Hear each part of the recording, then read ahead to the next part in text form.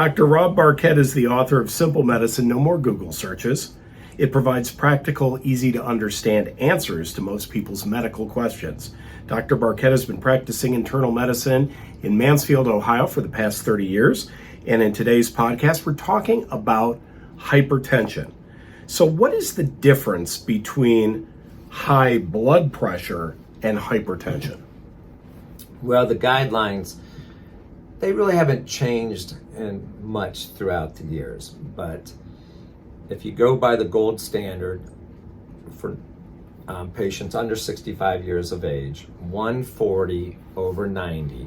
And when I say 140 over 90, the top number is the systolic. Right. And the systolic means how hard your heart is contracting per beat. And the bottom number, the diastolic, is the resting pressure. And I think it's been argued throughout the years which one's more important. I say they're equally important. Okay. And when you're over 65, we have the blood pressure guidelines are 150 over 90. And I really think that's due to when patients age, our arteries get a little calcified, a little hardened. It's harder to compress that. Plus the fact we're more sensitive, like when you're standing up, getting the blood flow to the brain and everywhere. We don't want people to get dizzy or lightheaded. Right. And anything lower to me is better. Okay. And a lot of people say 130 over 80, that's perfect. Okay. And anything lower than that is fine until people always ask what is too low a blood pressure. And we have discussed this before. When you bend over and stand up or get out of a chair, out of a bed, all of a sudden you're getting this faint feeling and a little woozy. Right. Goes away in several seconds. I really don't care what your blood pressure number is, but that is called orthostasis, where you go from the sit to the stand. Everybody's drops a certain amount, but when you're in medicine, it's more. So your blood pressure could be 120 over 80 and have orthostasis. It could be 90 over 60. So I really don't, it's the symptoms and not the blood pressure number for that. And we don't want that, so then we would, usually decrease the blood pressure medicine at that time. Okay. So hypertension, what is it? Hypertension puts stress on the heart, and the heart is a muscle. So when you're putting too much stress on the heart, and that left ventricle, the muscle, has to pump harder and harder to get blood to the rest of the body. Like any muscle, think of your weight builders, think of even everyone goes to the gym and you do your 20, 40 pound curls, and all of a sudden your muscles getting bigger and it looks good, you're getting more well-defined, you get a lot of compliments and feel good. Perfect. But when it's considered the hypertension in the heart, and that left ventricle gets thicker and thicker, that's bad. Right. We don't like that look, and that is the marker the marker used for the risk of heart attacks and strokes. So we want to keep that heart muscle loose and pliable to get all the blood to the rest of our body organs. What dietary elements play into the potential for hypertension or high blood pressure? I know you're going to say salt. That's the first thing. What is it about sodium that does that? The biggest thing about sodium, it causes a lot of salt retention. Yeah. Salt causes water. I'm sorry. Salt causes water retention. Yes. And our body's made up of 70% water, but this retention leads to increased blood volume, which leads to increased blood pressure. That's why we always recommend the low sodium diet. And again, what's low sodium? Well, somewhere between under 3 and 4 grams per day. But how people figure that out, you think, I'm doing this and this fine, but even look at ketchup, or you look at there's salt in everything. Salt is everywhere. So what I recommend is don't go to restaurants that frequently, because if it tastes good, it is highly salted. Right. So that's why staying home, preparing your own meals. You use salt in preparation, but never use added salt. So I just hate it. What about salt substitutes? All bad, same. All bad. I just can't find a difference there. But Okay. So when you talk about water retention, is that similar or different from inflammation?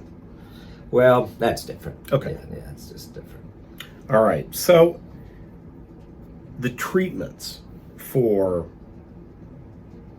high blood pressure, hypertension, have they been the same over time, or have they changed in your term of practice? Over the algorithms have actually changed. We do have a newer class. We've had everything's improved. So the major classes of drugs are the diuretics, which are usually a lot of times the number one choice. They're a water pill. And I'll go into this a little more. Calcium channel blockers, what we call ACE inhibitors, and ARBs, which just acronyms for angiotensin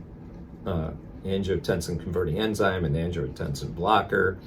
And great class of drugs, we'll go to that. Beta blockers have been the mainstay for years, but now they're kind of on the backslide of where you should give start medication. And always when first of all, my pet peeve is the electronic blood pressure monitor. That was my next And question. if you guys are out there listening, Right. you have a finger blood pressure monitor, a wrist, throw them away. Okay. Even electronic ones around your arm, most people's arms are pretty big, and they don't have extra wide cuffs, and the smaller ones can cause a false elevation of your blood pressure. Okay.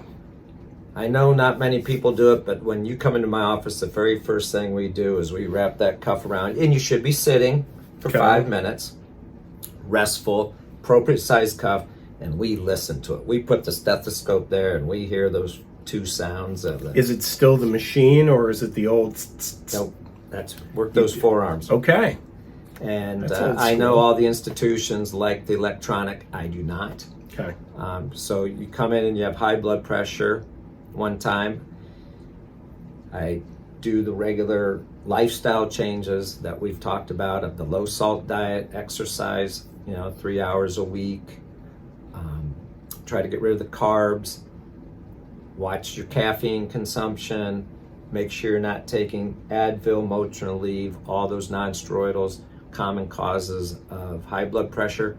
Alcohol, huge. Making sure you're trying to not drink on most days, but if you do drink, just make sure it's 2 drinks or less on that day. Right. And about a 5% weight loss of your body mass. And I have to interrupt for a minute. Why Advil, Motrin? Why is that bad? And can we take Tylenol instead? Yes. Okay. Those are non-steroidals, and they're prostaglandin, all their mechanisms of action elevate blood. The way it works, and I probably knew it in med school, but all the exact mechanisms, but they elevate blood pressure, and that's the first thing you get rid of. Usually it's the salt, the alcohol, and people not telling you, but they're using Advil, Motrin, Aleve. Okay. But Tylenol, safe. It's hard to overdose on Tylenol. You can take 3,000 grams a day and not have liver problems or anything, but got to get rid of those NSAIDs. Okay. What about aspirin? Aspirin's fine. Aspirin's fine. Yeah, I'm old school. I still like aspirin. Most of the publications now say you really don't need it, but I like it. Okay.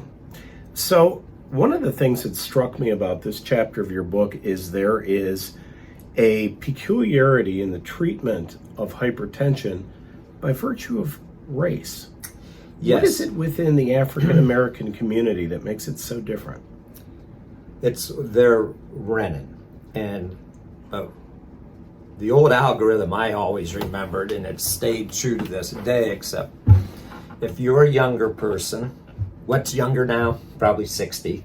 Oh, I feel good about myself. Yeah, Thank you. I keep, as I'm 60 now. Right. It used to we're be fine. 50, 60, maybe 70 soon, but Yeah, that's fine. so younger, somewhere there, or you're white. Okay. I used, my first line of defense was a beta blocker, which is no longer first line defense, but Right. or an ACE or an ARB that we talked about. And if you were older, say 60, 50, 60, or black, I'm sorry, BA. Yeah, beta blocker, ACE, calcium blocker, or diuretic. Okay. So there's your question. In the black population, they have a lower renin state, and this is a hormone So that's renin down is- in the kidneys Okay. area, and so that's why usually the ACE and ARBs, which lower your renin, they're angiotensin receptor blockers that lower the renin. They're not really that effective in the black population. So what I do, I still use that. Well, you've come to my office, you've tried to do what you can, you come in 3 months later and your blood pressure's still elevated. And I look at you, but I also am looking at, not only is it race, is what other problems do you have? Okay. Are you diabetic? Have you had a history of heart disease? Do you have heart failure, and do you have kidney problems? Okay. Because some of these medicines are very helpful for both the blood pressure and what we call comorbidities. Comorbidities, what are your other problems that you have? Now, does gender play a role in this, or is it about the same? Gender is the same, but the only age is a factor only for my first choice. If you are 65 years and older and you're getting blood hypertension, high blood pressure the first time, a diuretic is the drug of choice. Okay. And we all know only about 50% of people treated with medications ever get their blood pressure under control. So that's why we check it frequently. And I found out a lot of this is trial and error. And one thing, we go back to genetics again. Hey, this medicine worked for my mom, my cousin, my dad. I swear that type of medicine will be effective. And when you're talking, everything now is about medications, and usually I follow that algorithm. I like the medicines I've used throughout the years. They're tried and true, but mostly they are generic now, so they have all Right. kinds of different names. And I can't even pronounce the generic names most of the time. But after I start a medicine, and I'd say most commonly for the white population and any of the other demographics, I like the ACEs or the ARBs. Okay. I don't like the ACE inhibitors, the old lisinopril, quinapril, acupril. That used to be first line, but about 20% of people would get a cough. And they're really not once a day medications. Insurance tries to tell us they're once a day, but they're truly twice a day medications.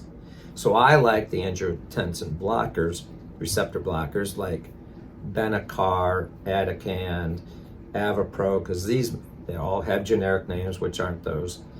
But they're truly once a day drugs, no cough, and really minimal side effects. Well, that's good news. Now, it is impossible to make collard greens with ham hocks without using salt. Well, still, that's okay. So That's okay. We'll accept that. we'll accept that. We'll accept that. Okay. So as we think about hypertension, and this goes back to the other subjects we've talked about so far, that low calorie, good fat, low sodium diet persists with the 4 Ps. Correct. No pasta, no Panera, that's bread, no pastry, and no potatoes. Correct. So with high blood pressure, and you've come in and, there's certain drug classes I'll get, and I've made my best choice. And so if you're a diabetic and you have heart failure, any type of kidney disease, white or black, though, then I still like the ARBs first. Right. Those found to decrease heart attacks, strokes, and events with that population. And you've done everything, and I've given you 2 months, have you come back, your blood pressure's still high.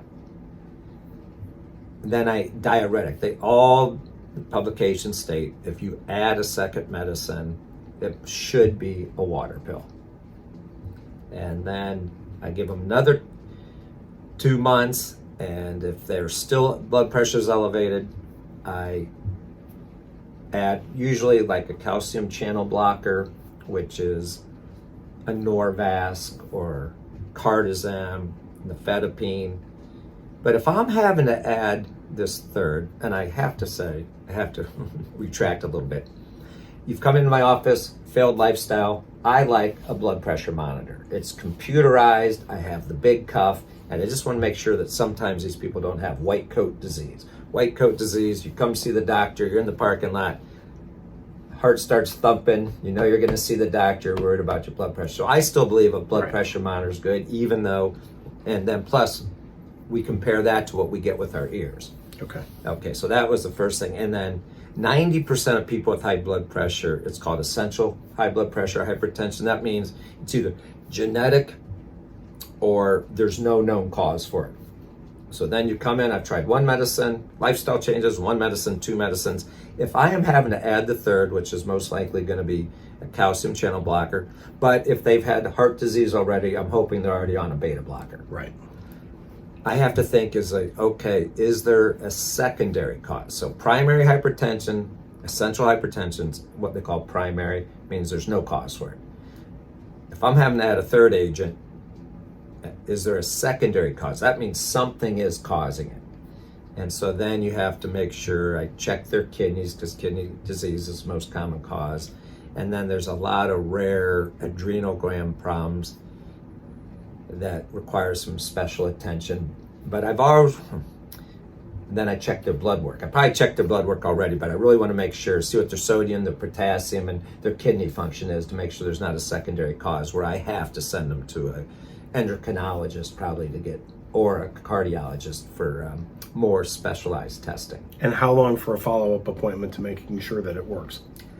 I give, with the first medicine, it's usually 1 month. Okay. I just want to make sure we're going in the right direction and they're tolerating the medicine well.